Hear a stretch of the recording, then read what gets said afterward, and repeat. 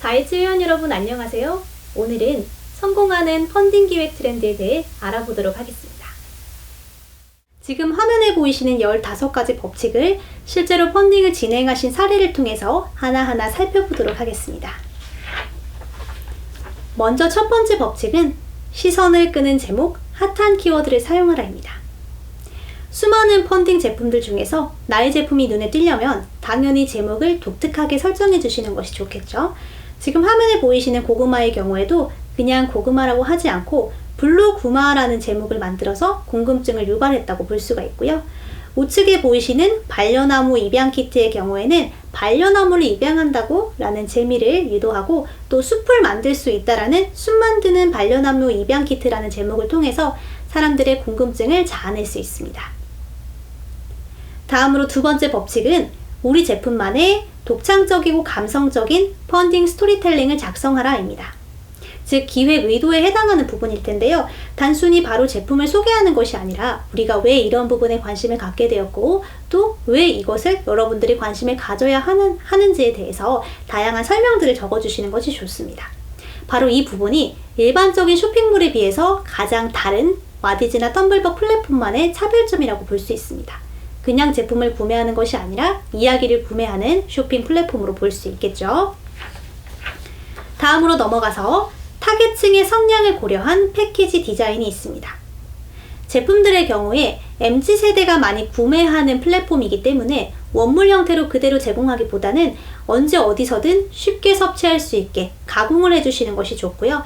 또 특히나 여성, 아이 등 특정한 타겟만을 여러분들이 공략하는 경우에는 디자인들을 그 타겟이 좋아하는 스타일로 만드는 것도 중요합니다. 네 번째로는 비대면 시대에 집에서도 활용할 수 있는 다양한 제품을 개발하라입니다. 코로나19가 발생한 이후 우리가 대부분 집에서 보내는 시간이 많아지고 비대면 시대가 더욱 가속화되었기 때문에 다양하게 집에서 활용할 수 있는 키트 형태의 제품 구성이 굉장히 많아지고 있다고 볼 수 있습니다.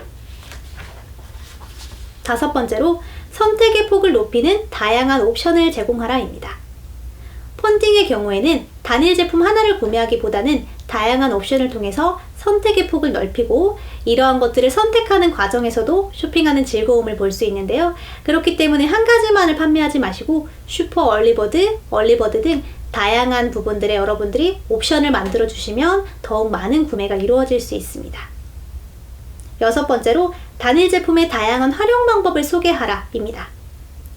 지금 보이시는 화면에 우수리 쑥쑥이라는 성공한 펀딩 사례가 있는데요. 이 경우에도 사과청을 즐기는 4가지 방법을 제시함을 통해서 단순히 빵에 잼을 발라먹는 방식만을 의미하는 것이 아니라 4가지 방식으로 본인이 원하는 대로 활용도가 높다라고 이야기를 하고 있습니다. 이렇게 판매할 경우에 활용도가 높으니까 이에 대한 가격 지불에 대한 가치를 더욱 높게 보기 때문에 오히려 저렴하다고 인식할 수가 있겠죠. 단순히 잼으로만 먹을 수 있는 것보다도 잼도 되고 에이드에 먹을 수 있는 청도 된다고 한다면 사람들은 더욱 많이 구매를 하려고 하겠죠. 일곱 번째로 영상이나 GIF 이미지를 활용을 해라는 느낌인데요. 우리가 펀딩 랜딩 페이지를 보다 보면 굉장히 길다라는 느낌을 받습니다. 그렇기 때문에 단순히 사진과 글만 나열해서는 사람들이 지루하고 또 그래서 중간에 나갈 수도 있습니다. 그렇기 때문에 중간중간에 흔히들 움짤이라고 부르는 다양한 짧은 영상 클립을 넣어주시게 되면 생동감을 부여할 수 있고 지루한 부분들에 사람들의 흥미를 다시 끌어줄 수 있는 그런 효과가 있습니다. 여덟 번째로는 공익적인 스토리텔링을 활용하라입니다. 스토리를 구매하는 방식이기 때문에 내가 공익적인 일에 함께 동참하고 싶은 그러한 펀딩 플랫폼의 특성이 남아 있습니다. 하지만 이때 여러분들이 주의하셔야 될 것은 와디즈에서는 가능하지만 텀블벅에서는 제3자에 대한 기부 혹은 후원을 위한 것을 공약으로 제시하게 되면 펀딩이 불가능하다는 점을 다시 한번 상기시켜 드리겠습니다. 아홉 번째로는 신뢰를 줄 수 있는 생산 현장에 대한 사진을 함께 업로드하는 것입니다. 특히나 이런 부분은 우리 농업 아이템에 있어서 특히나 중요한데요. 내가 직접 먹는 음식이기 때문에 혹은 우리 아이가 먹는 음식이기 때문에 안전하게 생산되고 있나요에 대한 부분을 반드시 명시해 주셔야 합니다. 농가 사진을 촬영하시거나 포장하시는 모습 등등을 위생적인 모습으로 잘 담아주셔야 고객들이 신뢰하고 구매를 할 수가 있습니다. 열 번째로는 펀딩 후원자를 위한 약속 또는 이벤트를 적어주시고요. 이런 것에 대한 약속이나 이벤트는 적어주신 만큼 반드시 지켜주셔야겠죠. 11번째 법칙을 살펴보겠습니다. 공감대를 형성할 수 있는 스토리를 잘 만들어라인데요.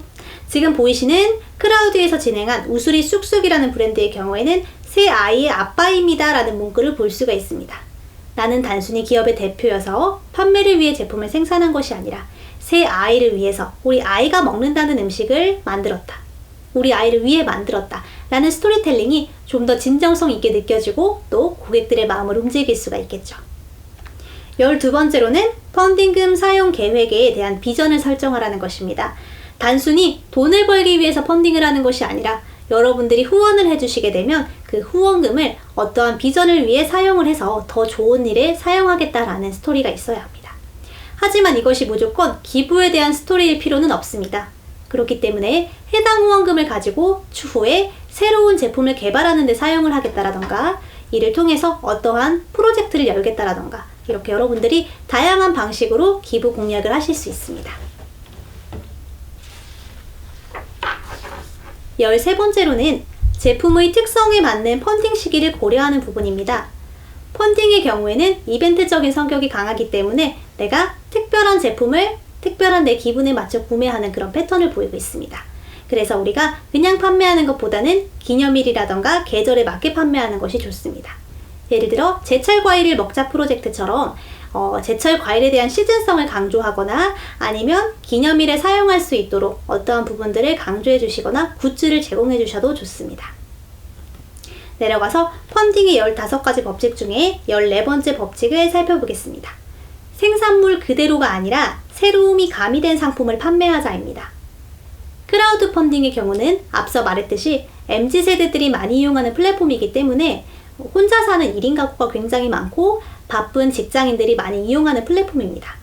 그런 경우에서 원물을 구매해서 씻고 다듬어서 요리를 해먹는 것들이 번거롭거나 그럴 시간이 없는 경우가 많기 때문에 인스턴트까지는 아니더라도 쉽게 먹을 수 있는 그런 가공된 방식의 제품을 선호하는 경향을 보이고 있습니다. 아래 예시를 볼 수 있듯이 우수리 쑥쑥처럼 단순히 그냥 사과나 딸기를 원물 형태로 제공하는 것이 아니라 잼으로 가공해서 팔았을 때 더욱더 잘 판매가 된다는 것을 볼 수가 있습니다.